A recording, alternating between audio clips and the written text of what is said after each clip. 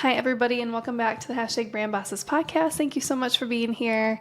Today, we have Kelsie Exley on the podcast. She's a content creator, entrepreneur, and the visionary behind Basic Public House. She started her social media journey in 2020 and quickly grew her audience to over 400,000 followers by sharing her life as a young entrepreneur. Along the way, she launched a successful social media agency helping brands grow their online presence. Now, Kelsie is taking her passion for business the next level by opening Basic Public House, a first-of-its-kind bar designed to celebrate women's interests and to create a fun, inclusive community. Welcome to the show, Kelsie. Thanks for having me. I'm so excited. Yes, and am I mistaken, or do you have your own podcast as well? I had my own podcast called Social Hour, and Okay. I kind of stopped that last year, and now I do have another podcast with my sisters called Basic to go along with Basic Public House. So I have had 2 podcast ventures. Yeah, and so it's interesting looking at your journey thus far because you're a pretty well-rounded entrepreneur, I'd say, right? You went the social media route, kind of what we're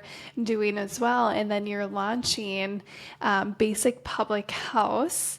So I'm curious, maybe we go back to the beginning, maybe upon graduation. Did you always know you wanted to be an entrepreneur? Yeah, it's so funny because all these ventures that I've done, it wasn't necessarily something that I had been thinking about doing my entire life. I've definitely always been more entrepreneurial minded, I would say. I've always kind of wanted to work for myself. I never really had dreams or aspirations to go to college or university or climb the corporate ladder in any way. I was actually a competitive dancer growing up, so I really wanted to be a professional dancer. I still dance now, but more as a side passion thing, not as my full-time career. So after I graduated high school, I actually tried to pursue dancing for a few years and was just kind of waitressing on the side and just always kind of thinking of business ideas in the back of my mind because I was like, after all is said and done, I don't want to have to go get a job somewhere or go to college. Like, how do I travel and work for myself and, kind of have this lifestyle that I want? Social media was something that I always loved. I mean, I feel like just our generation growing up, naturally, we're on Instagram making videos. I had a YouTube channel when I was little. Like, I've always loved making videos. So when TikTok was really popping off during COVID, that's when I started looking into being a social media manager, just doing freelance work. And I figured it was a really great time because a lot of businesses who were not already online kind of now had to be online because of the pandemic. So it was really great timing that I started trying to be a social media manager. And I was promoting myself on TikTok because that was the only place I could think of to do. And I ended up growing a huge following, and it kind of just escalated so quickly into then all of a sudden, a few months or a year later, I'm running a social media agency, and this became my full-time thing and like exceeded my expectations so quickly when it's like I wasn't even necessarily seeking that out. It was such a natural progression. That's really awesome. And I'm just taking a look at your TikTok right now. And I mean, this girl, you guys, has over 400K followers. Like, that's awesome. That's amazing. And so am I mistaken, or did you start this in 2020? Yes. So 2020 is when I started. And my account that you're looking at, Socially Kels, the reason I started that account was to get social media management clients. So I was just posting social media tips, how to grow on Instagram, things that, a social media manager would post, and it just got traction so quickly. Okay, so let's keep on that. So you kind of were going the route of speaking maybe to other girls who want to create social media management companies or whatnot, like maybe more of that aspirational content. And then how has your content shifted since starting? Yeah, so actually originally I was talking to businesses because I was trying to get clients as a social media manager. So that's how it originally started, but it actually did quickly kind of go into that more aspirational content because I could see other girls being like, oh my gosh, wait, you do this for a living. This is really cool. So then my content kind of split in half. So I was like half talking to businesses, half talking to other girls who wanted to be a social media manager. And that sort of broadened out over the years into just my lifestyle as an entrepreneur. And as my careers progressed, I've sort of just taken everyone along with me of, okay, now I'm starting an agency. Okay, now I'm not very passionate about this anymore. Now I'm doing a restaurant. So I've been able to kind of take my audience along with me, which has been really cool. Yeah, that is so cool. Would you say that TikTok was successful in getting you clients? Like, did you find success doing that? Yeah. Oh yeah, 100%. And it's funny because when I was first starting out, like I had no experience doing any of this except for, doing my own social media for fun as any, young person does. I didn't have any, college education, anything. But since my TikToks did so well off the bat, it's crazy how much credit people give you for just having a bit of a following. So when I was first getting started, I hit maybe, 50K followers quite quickly. So people would see my content and think, oh, she must be very experienced and know what she's doing because she has 50K followers. So I got clients very easily at the start, which was funny because they had no idea they were like my first clients. I just pretended like I knew what I was doing and it went well. But it's funny how much credit people give you for the following when it's like, that just kind of fell in my lap a little bit. Yeah, that's so true. And when you say it happened rather quickly, like how quickly are we talking? A couple months or what Yeah, year? I think I started my account officially in November of 2020 and I had hit 100K by April 2021. Wow. And So it that was was very just, quick. and bulk of that content you would say was like social media tips and help and things like that. Is that right? Yeah, so I always tell people when you're starting an account, I think what helped me so much was being so specific with my Yeah. first videos for those first few months. I was talking to a very specific audience, which was like small to medium sized business owners. I was Hmm. almost every video was the same, like how to grow on Instagram as a small business, how to get more sales on social media as a small business, like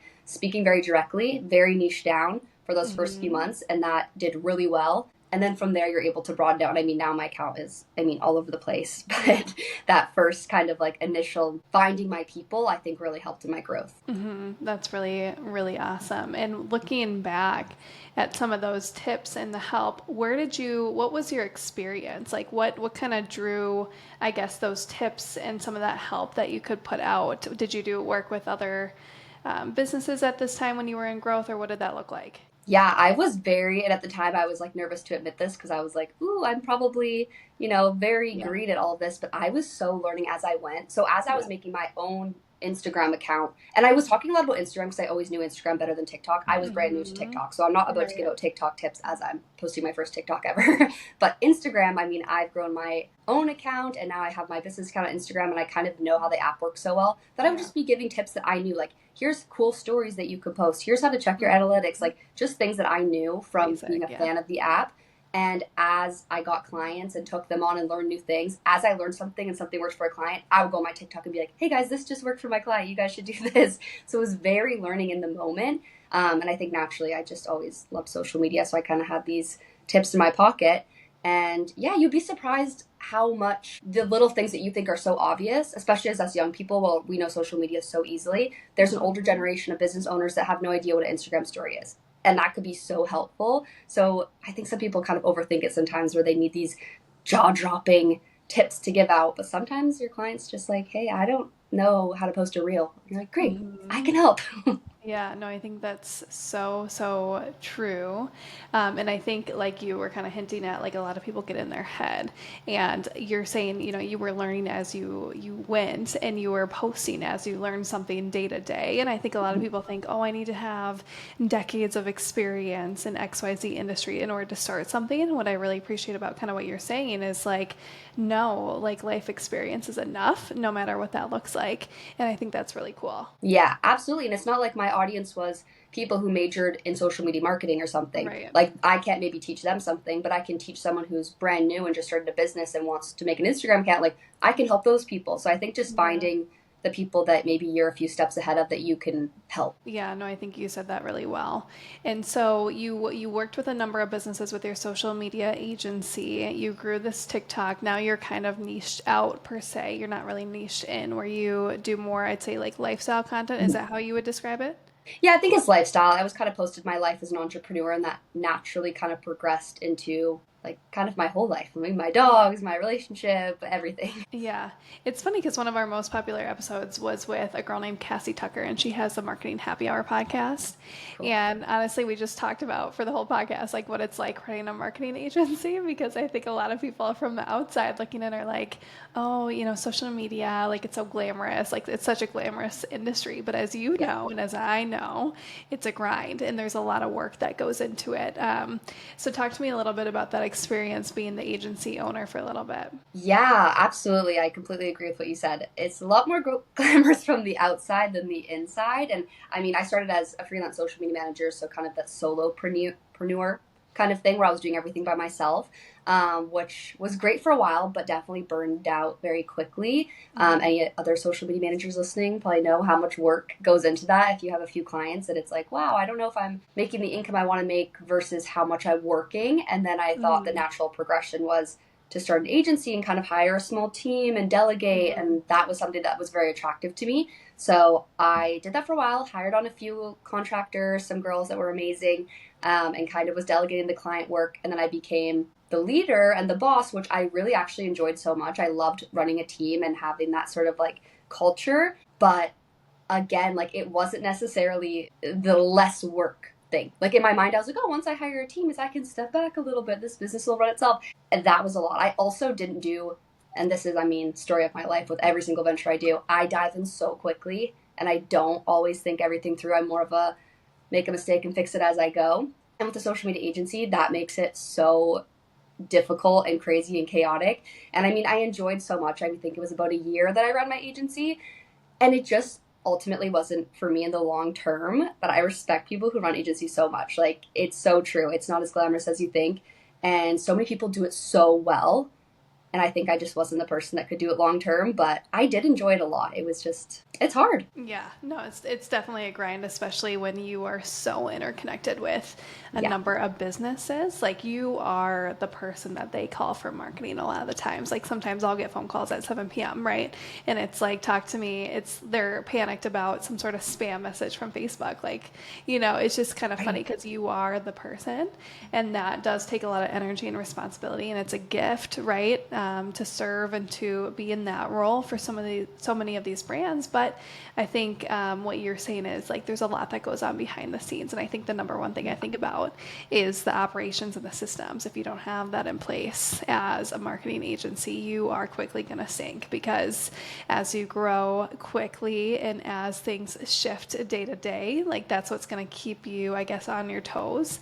And so it's really interesting that you, I guess, relate to that. 100%. I couldn't agree more. Having those systems and everything. And I think I tried to do that when it was almost not too late, but I was already so far into the business and I had all these clients. And then I'm trying to then put all these, systems in place and trying to teach my clients and my team these new systems. Like, oh my gosh, no, have it figured out before like your client's going to have such a better experience. And exactly what you said is you're dealing with somebody's business, and that's, we know as business owners, that's your baby. It's everything. So you want to handle it as well as you can. And I did care so much about my clients, and I always wanted to over deliver, and social media can be so hard to keep up with, client satisfaction. And that was always so important to me. So I think I just ran myself ragged, like trying to fix everything when their agency was already going and I already had these clients. So it became a little bit difficult, but that's such a learning lesson now, like going into this next venture, opening a restaurant. I mean, oh my gosh, I'm now overly prepared every step I take. I'm like, I'm not doing this until I figure this out, what can go wrong, like thinking everything through. So definitely learned. Yeah, oh, for sure. And I'm curious, I get this question a lot from especially newer clients.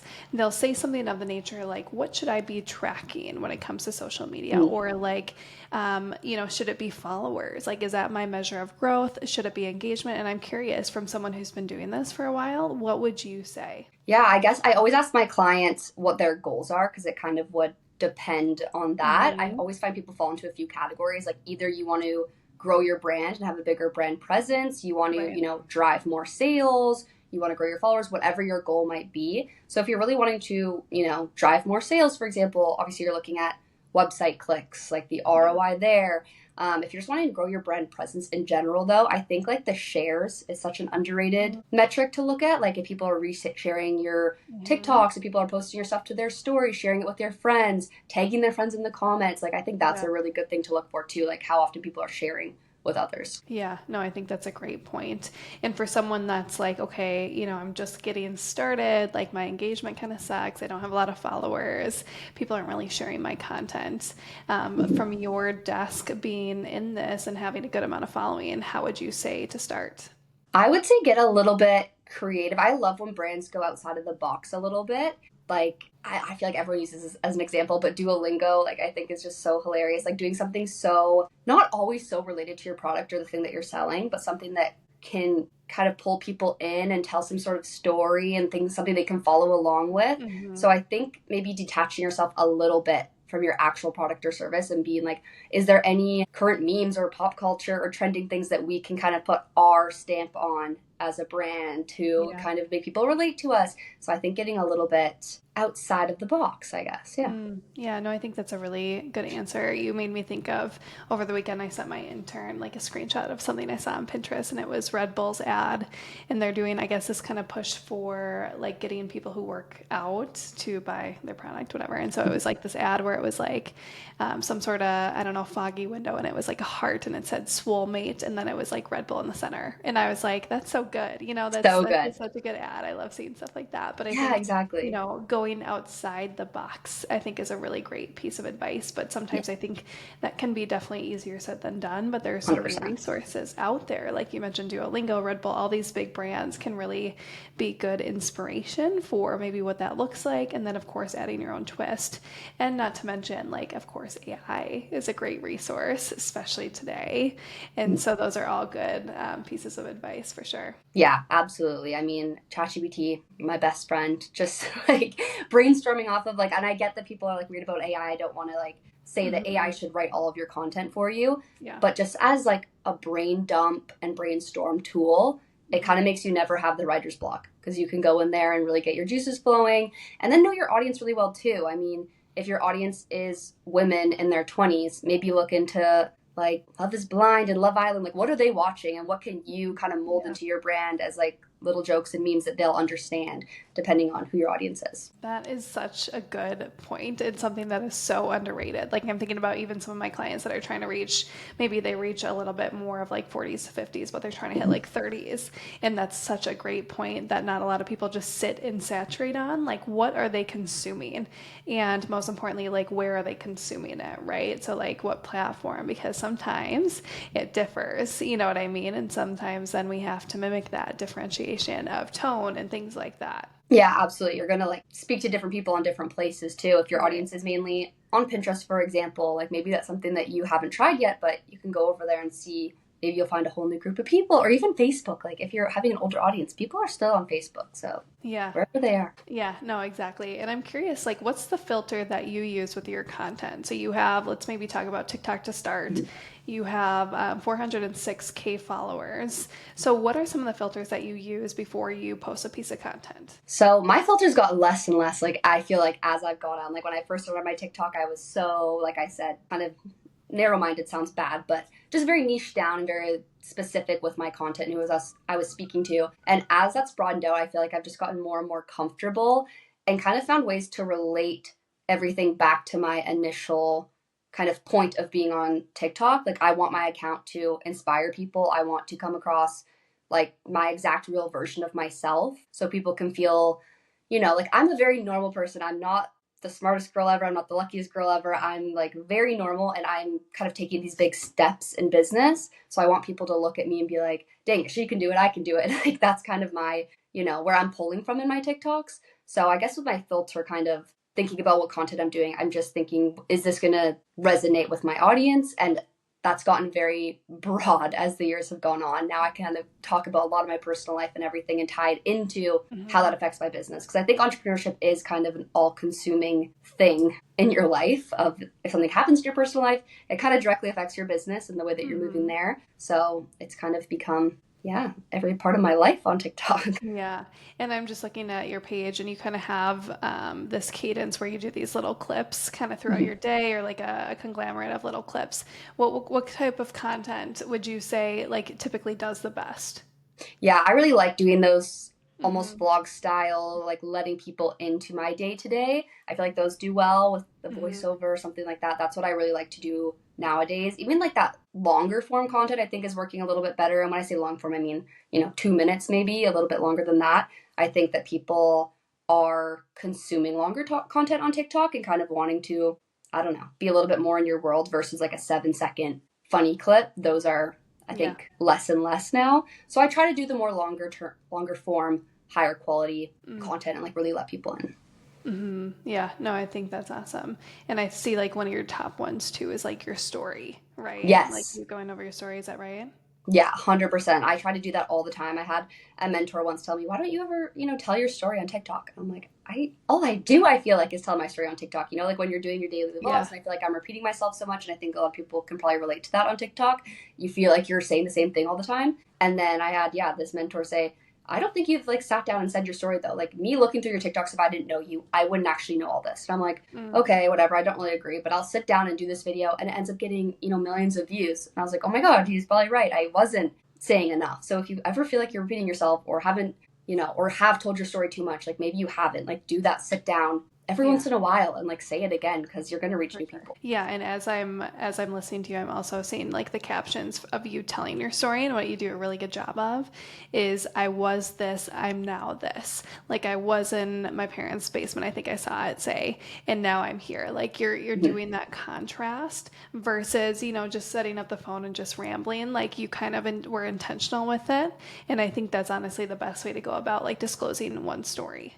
Yeah, that's a really good point. Kind of having structure to your story instead of just kind of a long string of thoughts and a story, like not how you would just say to a friend, but maybe how you would say if you were presenting your life, maybe on like a PowerPoint to an audience, like what are the takeaways from what you're saying? What's the point of the things that you're saying? Like when I was saying, there's not that much point in me saying, oh, I lived in my parents' basement, unless I show, oh, but now I'm living here. It kind of shows that contrast. So having a little bit, strategy sounds like calculated and bad, but a bit of a strategy with the video of you want people to take away something that they could relate to their own life. Yes, 100%. And another good thing you do in that too is like show photos of each one. Like I had a mentor who told me like show, where you were and who you are now, and sometimes even the in between, like the pain points, the hard points, because stories like that, people can choose different parts of it and really relate to it, kind of what you're saying. Absolutely. Like you don't know, maybe you're talking to somebody who is like, in my video I was saying I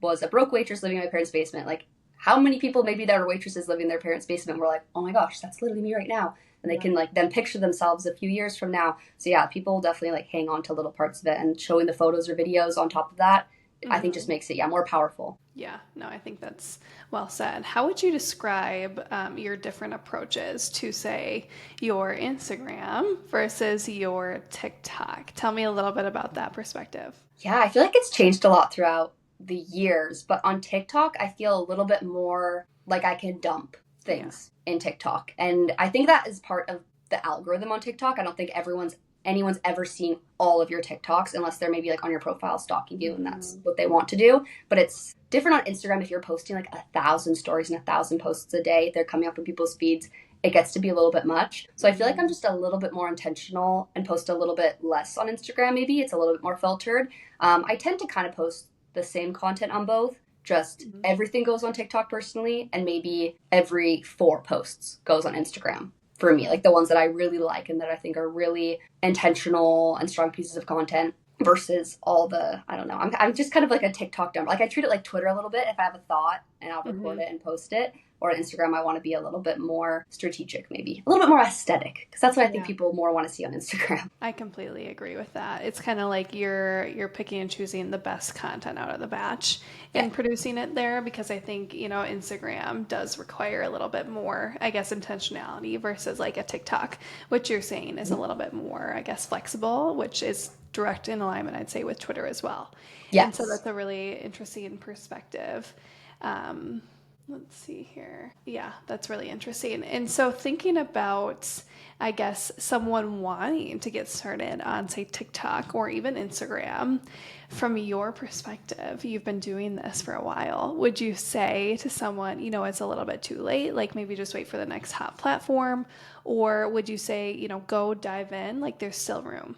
Yeah, I don't think it's ever too late. I mean, obviously, if we could go back to 2019, 2020, that was such a great time to be on TikTok. And I will totally credit a lot of my quick growth to the timing aspect of that.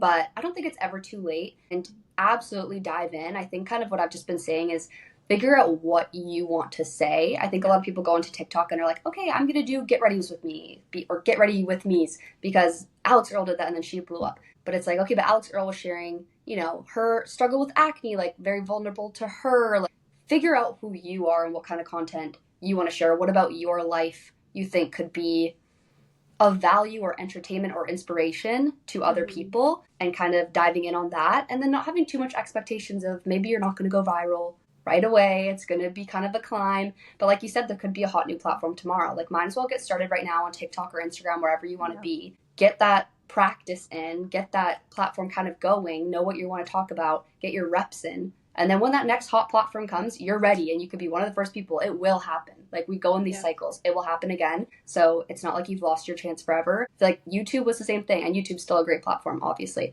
But all those people who kind of like when YouTube first started, really going off, everyone's like, I missed the YouTube thing, so I got to try with TikTok. But you wouldn't have gotten into TikTok if you weren't ready for it. You know what I mean? And like maybe you already got some reps in on YouTube and then, go forward from there. Yeah, no, I agree with you. Like, it's never too late at the end of the day. I think there's more than enough room for anyone and everyone. But I think, what is required is going to be the gap that holds back someone from having 10 followers to 100K, right? That's going to be the consistency. It's going to be allowing yourself to be vulnerable and to, bring down the curtain of your life a little bit and to bring people on the journey. Like, that's something I say every day to my clients, like bring people on the journey because they want to see your day-to-day. They want to join in on the highs and the lows. Yeah, absolutely. And then I don't like to when people say, oh, but my life is so boring or something like that. Like, I promise it's not. Like, one of my favorite creators, I wish I could remember his username right now, but he just does like day in the life of a normal guy with a 9 to 5. And it's, you could say kind of a mundane video where he gets up and he goes to his cubicle and he goes home and he walks his dog. And it's just like so peaceful to watch. And people love it. He's got like millions of followers. So I don't think anybody is boring. I think everyone has something to share that would resonate with somebody. So don't feel like you're boring. I love that. And I think that's hilarious. I have not heard of this guy, but I really am interested. It's awesome. I know. I wish I could remember his name. Yeah, that's so awesome. And so I'm looking at both your pages. You have a Stan Store linked. We also use Stan Store. Love it. So tell me, how do you currently monetize your platforms? So I do. Yes, I do like brand deals. I'm not currently. So I used to sell digital products and things like that on Stan. So funny, Stan is like one of the biggest parts of my journey too. Early on, I partnered with Stan like right when they were starting out, so they're like so close to my heart, and we did like so much stuff together, and I still love them to this day. So I used to monetize a lot on my Stan Store doing like digital products and stuff. I've kind of honed back on that now, and I'm in Canada, so we don't have any creator fund or anything like that, so all my monetizing is with brand deals and UGC essentially. Okay, so you do a lot of UGC now? Yes, that's actually been a huge part of my last like year. Since I stopped doing my agency, my income is pretty much all from UGC, and that's been amazing. And then a lot of brand deals on my own account too. But the UGC, I feel like, is so much more longevity and consistency as a creator income wise, because the brand deals are a little bit more one-off and every month is different. With UGC, you can kind of get those longer term contracts, which have been like amazing. Yeah, no, that's really interesting. We just had a girl, her Instagram name is Whip It in Vegas. I don't know if you've seen her, but she's this cute little 18-year-old that's just taken it by storm, the UGC market, and just like hearing her talk about negotiating contracts and all that stuff, it was so funny and awesome to me, because I'm like, yes, like go get it. That's so awesome. Oh, 100%. Yeah, no, it's super cool. And so thinking about your, I guess, UGC and just brand partnerships, do you work with an agency or are you independent? I'm independent. Okay. Yes. And what have you thought about working with an agency, or you want to go your own road? I actually did work with an agency in 2022, I believe, and it wasn't the greatest experience, honestly. Like, I had a talent agency come to me and I thought, this is the dream. This is what every creator would probably want to do, right? This is going to be better for getting more deals or getting higher deals. And yeah, I didn't find that it was a great experience, and I actually preferred doing it myself and having the relationship with the brands myself. But that's also me being a little bit more entrepreneurial and viewing myself as like a business myself, versus maybe some creators as more like the talent and almost like an actress and having the management, where I kind of also like the business side of things. So yeah, I just prefer doing it myself. Yeah. And would you say to maybe a creator or someone who's, I guess, gaining momentum in the influencer space, would you advise them to consider an agency? Or maybe what were some of the things that you personally like didn't really enjoy? Yeah, I think just really do your research and really figure out what this means. Like, first of all, obviously an agency or a management is going to take 10-20% of everything that you make, which is fair because they're hopefully doing a lot of work for you in the background. I think something to consider is, I mean, even though I have, a decent following, I always fall in the umbrella of being one of the smaller creators at an agency like this. A lot of creators, there's so many creators out there that have millions of followers. So I feel like as a smaller creator, you sometimes can fall through the cracks if you're with the wrong manager and they kind of don't do a lot of work for you. I also found that even though this was a pretty big agency and they were like very reputable, they were not super professional with the brands that they were like the way they were talking to the brands. They had like sent out the wrong media kit a few times to brands. really? It was like not me, it was like some guy. And I kind of saw the emails and I was like, hey, can you just like, that's a very easy thing to not mess up. And just reaching out to brands that didn't align with me or not hearing from them for a while. So it was just kind of like maybe they wouldn't do the work that you would do because you care more about yourself and your business as a creator than a manager. So I think it's not a bad thing. A lot of people have great experiences with agencies. Just really do your due diligence, talk with them a lot, read through your contract, like figure out exactly what this is going to be. Do you trust this person? Because it is a big deal. It's like when clients come, you know, to you or me when I had my social media agency, and it's like you're putting your business in somebody's hands. So make sure it's the right fit. Yeah, no, I think that's great advice. Were you able to get out of this contract fairly easily or not so much? I was, yeah. It was only a 6-month thing, so I knew going into it after 6 months I could like pull the plug. So after that 6 months, I was like, all right, great. Also, I found we had some problems of like getting paid very late, which was part of the reason I wanted management, because I think as creators we always kind of deal with late payments. Sometimes I'm like, oh, if I have a manager, that'll be like always done. But it almost was worse with the agency. And I don't want to speak for everybody, but that was just my experience. Wow, that's so fascinating. And so right now you're basically your own talent agency, you're your own Yes, manager, which is exactly. And awesome. that's going great. Yeah, I love that. And so are you doing a lot of cold reach out to brands, or what's your strategy? Not a lot. A lot of it is inbound, which is amazing. And I think as you kind of get your relationships with brands talk to each other maybe, or kind of see that you've done this collaboration and they're like, oh, I like their collaboration with this people, I'm going to reach out as well. So a lot of inbound. I do some cold outreach as well because there's obviously some brands that I'm just like align with me so well or that I use in my everyday life that I want to collaborate with. And I haven't had a lot of success on my cold outreach, to be honest. I think it's really hard to reach brands sometimes and ask them to pay you for something. Honestly, it's kind of difficult. Maybe a few brand deals here and there have worked, but a lot of it is inbound. And I think that's just me posting about things that I genuinely like. Like if you're posting about skincare and you're tagging them, sometimes they actually just reach out and are like, hey, we liked your video that you did. And clearly it's genuinely aligned. So let's do something together. So I think just like really remembering to tag the brands, put yourself out there. Yeah, do you think half of it for someone who's starting is like just honestly promoting what you already use and trying to go about it that way? Would you say that's a good way to start, or would you say before you ever post anything, make sure you have like a brand deal lined up? I think it's like a sweet spot of both. I never want people to feel like they're working for free by any means, but I think it does help if you're constantly talking about the things that you really love or the things that you're using and you're tagging them. I think it's a more natural way to get a brand deal. And then when you do that cold outreach, they can see, oh my gosh, you've been posting about this going back, weeks. So we know that you actually use this and your audience is actually asking questions about it. Like I've gotten a brand deal before by, posting about this makeup and a lot of people in the comments were asking me questions about it. So I just screenshot all the comments and I was like, look, my audience is genuinely interested in this. Maybe we can do something. Like that works a lot better. Those are like the only cold outreaches really that I've been able to successfully turn into paid deals versus me out of nowhere being like, hey, let's collaborate. Yeah, no, I think that's a really great perspective. And thinking about kind of how you price yourself, I'm sure that you diversify it based on the type of content and how much you deliver. Is that correct? Yes, and even the type of brand. Like personally, for me, I'm so flexible with my rates, depending if I'm working with, Adobe, for example, a huge company versus a small local business that I just want to help promote because I'm like, oh, I love to help, another woman-owned business or something. That differs in my mind. Okay. And so it's kind of a, you go about the cost as the partnership comes about. A little bit, yeah. Okay. And just out of curiosity, if you don't mind sharing, like, what's like the biggest brand deal that you've done? The biggest one I've done is, I don't know if I'm allowed to say the brand. Okay. I don't know. I just won't just in case. But it was good. I did 2 videos for them and it was, I'm in Canadian, so it was 14,000 USD. But for me in Canadian, that's like 22,000. Wow. For 2 videos. For 2 videos. Yeah. And so that was pretty good. Inbound? Yeah, that was an inbound. And it wasn't even a negotiation of the price. They were like, here's what we'll offer. And I was like, oh, sounds great.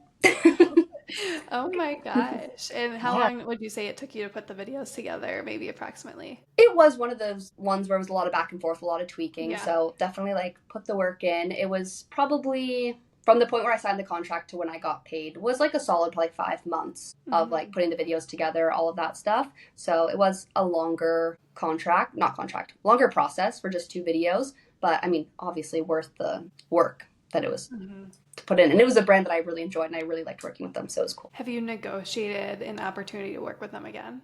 Not yet. I haven't reached back out yet, but I definitely am planning on it because it was really great. It was kind of a very specific campaign that they were doing. So if I figure out another like natural way to work together, I 100% will. That's something I always like to do as well, honestly, is work with brands longer term and work with like instead of reaching out to a bunch of new brands, going back to ones that you've worked with before, I think is like really, really important. Yeah, and in terms of that communication that you have with a brand as such, do you have any tips for just like the general person who's looking to get started with brand partnerships, like how to best communicate, what to have prepared, what to send?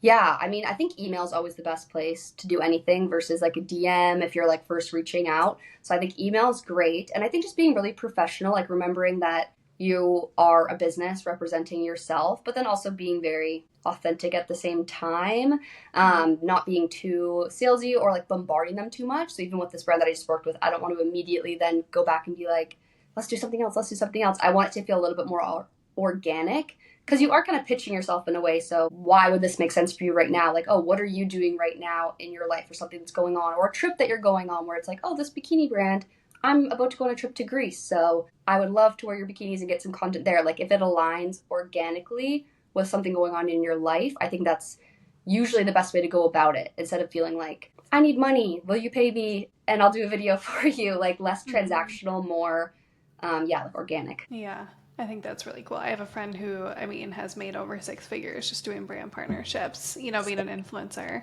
So I feel like just the possibilities are really endless once Yeah, you kind of get the traction and gain momentum and obviously like find your focus.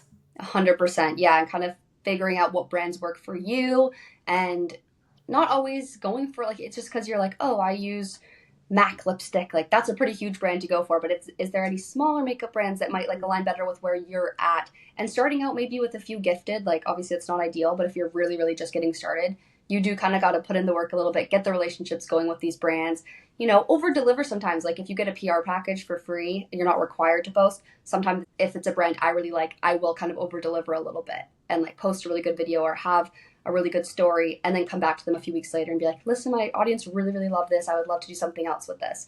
So you kind of got to, I don't know, work your way up a little bit. Yeah. And I'm sure that, when you're doing maybe intros with a newer brand, you're probably sending some sort of brand kit of yourself, something of that nature. Is that right? Right. Yeah. I've never been like I have a really amazing media kit or anything like that. I go a little bit more on just like a conversation basis. And then I do have a media kit that's there Yeah. if they ask for it, but I like to kind of just let my channels speak for themselves and then the conversation speak for themselves or even getting on a call with them. I feel like every creator now has a media kit and it's good to have, but I feel like it's not as like you don't just like when you're doing cold outreach, for example, don't just like mass send your media kit, in my opinion. I think you can stand out a little bit more by kind of what I said, like making it into a story, something that's going on in your life that would make sense to collaborate with them versus being like, here's my media kit, let me know if you want to work with me. And it just Yeah. like doesn't have a lot of substance. Yeah, no, I think that's a great point. Do you spend a lot of time on social, would you say, like getting inspiration for your content, or would you say, you really create it from scratch? I'm just curious. I think I do spend a lot of time on social just because it's where I like to hang out and I like to do it. I will catch myself sometimes though, needing to take breaks because I tell myself I'm on there to get inspiration, but I feel like sometimes it can be the opposite, or then you're Yeah. seeing too much of other things and it almost discourages you or has you in like a weird doom scroll where I get a little bit more inspired if I'm like, I'm just going to take a break and go outside or think about my actual life. And then I'll write in my notes if I'm having like any thoughts or ideas for videos. So I think that sometimes it is better to take breaks from social Yeah. media. Yeah. So it's a balance. Yes, 100%. Yeah. Yeah, I definitely agree with that. I think sometimes people ask me, or like there's some sort of pop culture trend or something that happens and I completely like miss it. And they're like, oh my God, you didn't see it on social. It's like, no, like I just need a break. Well, What do especially you when it's mean? your job and you're Yes, on social media all day for your job or thinking about social media all day. And then you're like, okay, great, 100%. I'm done. I'm going to go on TikTok for fun. And then after a little bit, you're like, my brain is just, I can't do this. I'm fried. Right. No, only agency owners can relate to that. But it's Yeah. like when we're running 20 different accounts and I'm just like so worried about, making sure everything's accurate, everything looks good. Like scrolling is not a fun pastime It's for me. not. You're just thinking, oh my God, there's so much content. Oh, what's my content doing? I'm going to go check on it. Yeah. Yeah. Yeah, no, I think that's a really good point. One question that I have that kind of came up, I guess, as you were speaking, was sometimes we get brands or entrepreneurs that ask, should I take social media as a standpoint from an individual or on behalf of my brand or my business? And I'm curious, you've kind of sat in both places, right? You've been the agency owner, but now you're the solopreneur. And I'm curious, what is your kind of perspective on that and piece of advice? I think it's so amazing for everyone to have a personal brand. Like as a business owner or a founder, it can get tricky. Like with my social media agency, I was very much like reliant on our leads coming in. Like we had pretty much all inbound from my personal TikTok account because that's where I was promoting us a lot. So it would have been very hard for me to detach myself from that business and continue to run it without me being there with my face. So I think it can be a balance of don't make it too reliant on you and your face on the brand's account. Maybe having your own personal brand not so attached with that brand, but your own accounts. And then what I've seen a lot of brands have a lot of success with, and what I've done as like a UGC creator now, is sort of have a UGC creator be the face of your brand in a way. If you want to have consistent TikToks going out or content going out, I've actually gone in a position where brands have hired me on just as a creator to post one TikTok a day. And then it's not the founder having to be on the TikTok every single day, but they have a consistent face there on their account. So that's kind of, I think, a way you can go about it. And everyone's different. Depends on your goals, depends on what your business is. But I think sometimes it can be hard if you, as a founder, attach yourself too strongly to the brand, and then you can't go away if you want to eventually. And kind of like, offboard yourself a little bit, do a little bit less work. So having like other creators maybe be the face of your brand is a cool alternative. Yeah, no, I think that's a good point. Like thinking about the longevity of your brand is going to be really key when you make that decision. Like for example, if I want to sell brand bosses one day or whatever, like I probably don't want to be consistently, I don't want it to be my personal brand. I want it to be separate, which is an interesting perspective. Yeah. Yeah. And people can still be a fan of you and like seeing your face there, but it's not totally reliant on you. Where if you were to go there, like going to follow you, which is great if they follow you for your personal brand. But if it meant the kind of like downfall of brand bosses, it's like, oh crap, that sucks that I have to be here all the time to make this work when it could be a little bit more like versatile. Yeah, no, I think that's a really good point.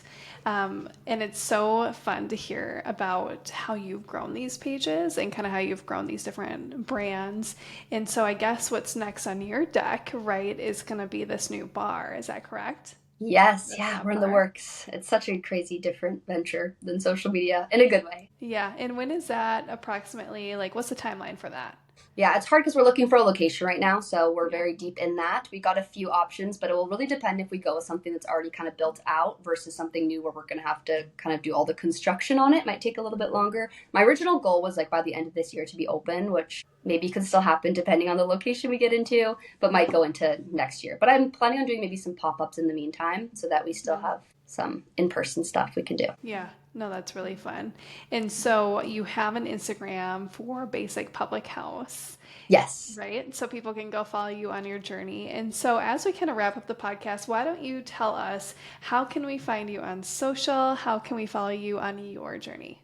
Yes, so all of my socials are socially Kels. That's my kind of personal TikTok, Instagram, everywhere. And then at Basic Public House is Basic's social handle everywhere. So you can kind of follow both of those journeys, which are kind of the same journey. But yeah, I post about all different things on my TikTok, like entrepreneurship and life, and also share a lot about the behind the scenes of opening a restaurant, which is very crazy and interesting.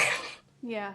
Well, everybody needs to go follow her, and we're so excited for Basic Public House. This is going to be really cool. And maybe just give a quick, I guess, like rundown of the concept, because I think it's really interesting. Yeah, so Basic Public House, I'm calling it basic because it's for people who consider themselves basic. I feel like this is like a word that's been weaponized a little bit, but I'm trying to make it into more of a positive because I would describe myself as basic. I love like reality TV, Taylor Swift, all that stuff. So I kind of wanted to create a bar restaurant that is a similar concept as a sports bar, but rather than watching sports, we watch reality TV or award shows or the Eras Tour, like all the things that basic people would be into. So that's kind of the concept. I want it to be just like a really fun kind of event forward bar. So it's going to be really fun, something going on every single day. and I'm super excited. Yeah, no, that's so fun. I love the concept. I think it's so unique and it makes a lot of sense. And so as we go on, I'd love to have you back to talk about basic public house, what you're learning, how that marketing is going for you, because that's a completely different, I guess, industry that you're venturing into, which is really cool. But I know that your background in marketing and kind of the road that you've already paved is going to be really valuable for you. So I'm excited to see how this new venture goes for you. Yeah, I would love to come back because there is very, like, my biggest strength going into opening a restaurant, my only strength really here is my social media marketing background. And it's been like at the forefront of this entire venture. Like, I wouldn't have been able to do this if it wasn't for my initial social media following, personal brand, and like knowledge in that marketing space. So yeah, it's been really cool. I would love to chat more about that one day too. Yeah. Well, Kelsie, it's been so fun to have you on the podcast. Thanks for kicking off season 5 with us and for being here. And everybody go follow her on TikTok. Go follow her 2 Instagrams. She has a lot going on, so it's going to be fun for us to see everything that happens in 2025. Yay! Thanks for having me. It was so fun.